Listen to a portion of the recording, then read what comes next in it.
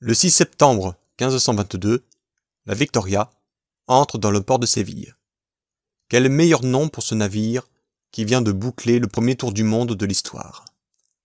Mais l'état piteux du bâtiment et de l'équipage en dit long sur le prix qu'il a fallu payer pour réaliser l'exploit. Un seul des 5 navires de l'expédition, parti 3 ans plus tôt, regagne l'Espagne.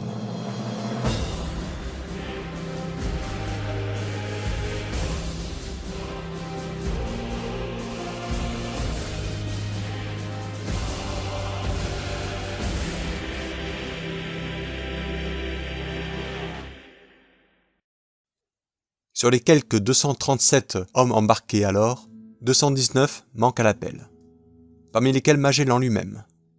Il était le chef et l'âme de cette entreprise, contre laquelle l'océan et les hommes se sont unis sans pouvoir l'anéantir tout à fait. Ce noble Portugais a d'abord servi son pays, aux Indes, puis au Maroc. Il a remporté des victoires, mais aussi gagné des blessures, et il s'est fait des ennemis qui sont parvenus à le discréditer auprès du roi Manuel. À temps et temps, en octobre 1517, Magellan passe donc en Espagne. Avec l'aide d'un ami astronome et géographe, il élabore un projet qui doit lui apporter fortune et gloire. L'immigré démuni, qu'est Magellan, va trouver le roi de Castille, le futur Charles Quint, et lui fait miroiter les richesses des îles qui regorgent de ces épices qu'on vend à prix d'or en Europe, et qu'il a vues aux Indes lorsqu'il servait le Portugal.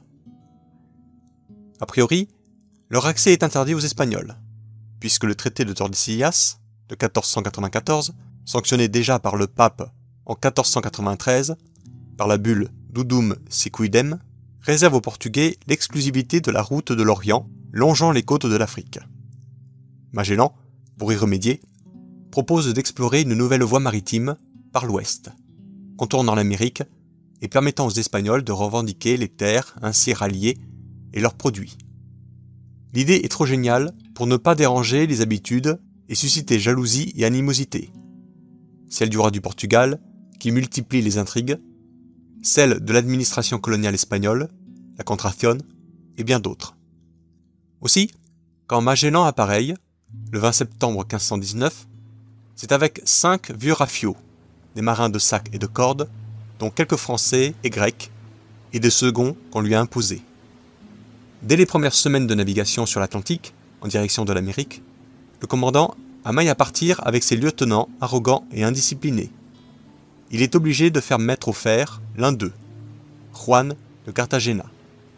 L'arrivée dans la majestueuse et luxuriante baie de Rio, au Brésil, le 13 décembre 1519, fait un peu baisser la tension, mais elle remonte au fur et à mesure que l'expédition fait route vers le sud et croise des rivages moins hospitaliers. Au mois de mars, l'hiver austral s'installe et immobilise 4 mois durant l'expédition. Des contacts se nouent avec les indigènes, les Tuelches, dont la haute stature impressionne les marins, qui les baptisent Patagons, ce qui, en vieux castillan, signifie grand pied. Mais la colère des marins gronde. Le 1er avril 1520, Mendoza et Quesada, qui commandent chacun un navire, se révoltent et libèrent Cartagena. Magellan mate énergiquement cette mutinerie et châtie sévèrement les meneurs. Mendoza est assassiné sur son ordre et Quesada décapité. Quant à Cartagena, il est abandonné sur une plage avec un complice, un prêtre. Fin août, on remet les voiles, à la recherche d'un passage vers l'ouest. Le 21 octobre, il semble bien qu'on l'ait trouvé, mais des reconnaissances s'imposent. Le Santiago est alors perdu.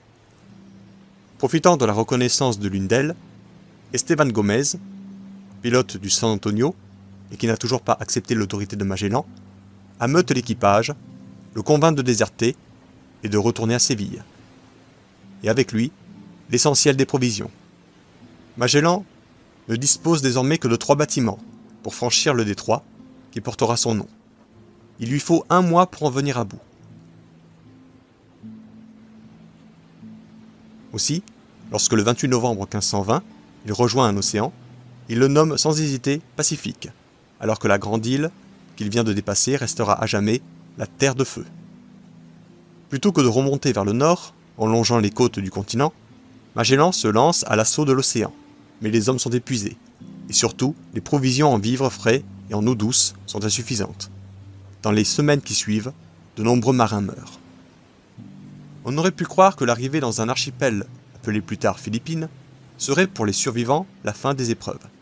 Mais le 27 avril 1521, Magellan est tué dans une guerre absurde qu'il a accepté de mener contre un roitelet voisin. C'est au fidèle Sébastien Elcano qu'il revient d'achever la mission. Tant de marins sont portés manquants qu'il faut se résoudre à brûler un vaisseau. Ce sera la Concepción. L'un des deux bateaux qui restent, la Trinidad, tente de rejoindre les possessions espagnoles d'Amérique. Mais il est intercepté par des Portugais qui emprisonnent l'équipage. Quant à Elcano, après avoir pris soin de charger d'épices le dernier navire, il rentre à Séville, par la route déjà bien connue longeant les côtes de l'Afrique. L'expédition de Magellan a donc finalement réussi, malgré les souffrances endurées et la mort de Magellan lui-même. Elle ouvre d'immenses possibilités aux marchands, qui ne s'engageront cependant que bien plus tard sur les routes maritimes ainsi ouvertes.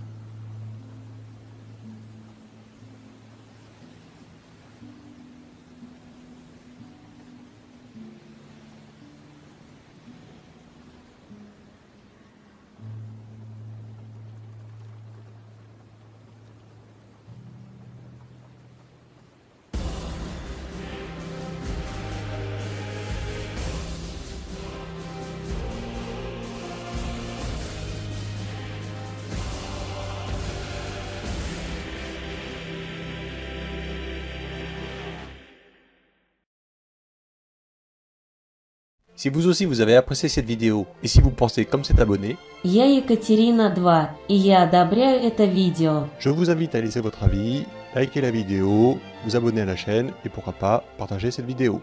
Merci.